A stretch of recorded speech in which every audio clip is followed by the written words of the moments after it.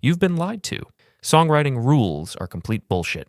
You ever hear people say, your song needs a chorus, stick to a 4-chord progression, verses should always be 8 bars?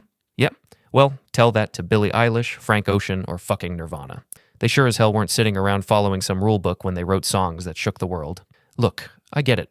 Rules feel safe. They give you a checklist, a template, a nice little formula so you can feel like you're doing it right, but that's exactly why they're dangerous, because if you're following rules, you're not actually creating.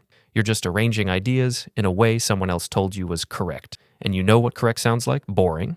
Predictable, like every other song that never made anyone feel a damn thing. And that's exactly why I built NoodleCafé. Because I know what it's like to sit alone trying to figure this songwriting shit out, feeling like you're missing some secret formula.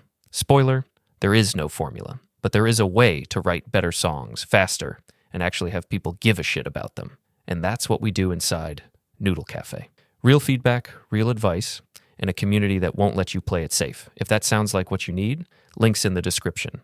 So if you're sick of writing songs that sound like they came from a template, if you want to actually make something that matters, something that slaps people in the face and makes them feel something, then keep watching. Because I'm going to break down exactly why these so-called songwriting rules are bullshit, and more importantly, what actually works. Let's start with some of the biggest myths that keep people stuck writing lifeless, cookie-cutter music. First up, your song needs a chorus. Really? Go tell that to Queen. Bohemian Rhapsody is one of the biggest songs of all time, and there's no traditional chorus in sight. It's just a journey, a wild, theatrical ride that keeps changing and evolving. Or take Hallelujah. That song is just verses on verses on verses. No big hook, no explosive drop, just raw emotion that keeps pulling you deeper. So no, your song doesn't need a chorus. It needs something that keeps the listener engaged.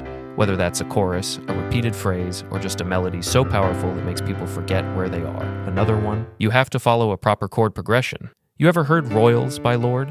That song sits on one fucking chord for most of it. It doesn't follow some classic 1-5-6-4 progression. It doesn't care. And guess what? It works. Because it builds tension in a way that keeps you hanging on every word. The truth is, music isn't about following progressions. It's about manipulating tension and release in a way that feels fresh. And let's not forget the classic. Your song structure should be verse, chorus, bridge, chorus. Okay, tell that to the Beatles. Happiness is a Warm Gun changes structure so many times it's practically 3 songs in one.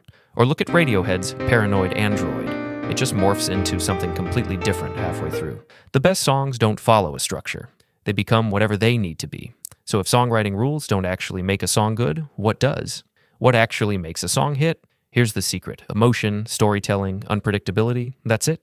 That's the magic. People don't give a shit if your verse is 8 bars or if your chorus repeats 3 times. They care about how the song makes them feel. Here, let me show you. If I play a melody like this, it's technically fine. It follows a key, it fits a scale, it's all correct. But does it make you feel anything? Now, if I take that same idea and mess it up on purpose, oh, suddenly it's alive. It's not just a sequence of notes anymore. It has character, movement, soul. That's what makes a song work. So if you want to stop writing boring-ass songs, here are 3 hacks that actually help. First, write your melody first, lyrics later. Too many people get caught up in writing words before they even have a melody that moves. Sing gibberish if you have to. That's what Paul McCartney did when he wrote Yesterday. It literally started as nonsense syllables. Melody carries emotion before words even come into play. Second, mess up on purpose. If you're writing something that feels too predictable, force yourself to do the opposite of what you'd normally do. Land on a wrong note. Hold out a phrase too long, cut it off too soon. Do something that disrupts the pattern, because that's what keeps people hooked. Third, remove your first idea. This one hurts, but trust me. If your first instinct was to follow a rule, throw it out. The second idea is usually where the good shit happens. Bottom line, rules don't make great songs, you do. So here's my challenge. Write something ugly. Make it weird. Throw structure out the window and just follow the feeling. And when you've got something, send it to someone. Hell, drop it in my NoodleCafé community and get some real feedback from people who actually care about making music that means something. Fuck the rules. Make something real. And if you want to go even deeper, check out this next video. I'll show you exactly how to make a melody that sticks.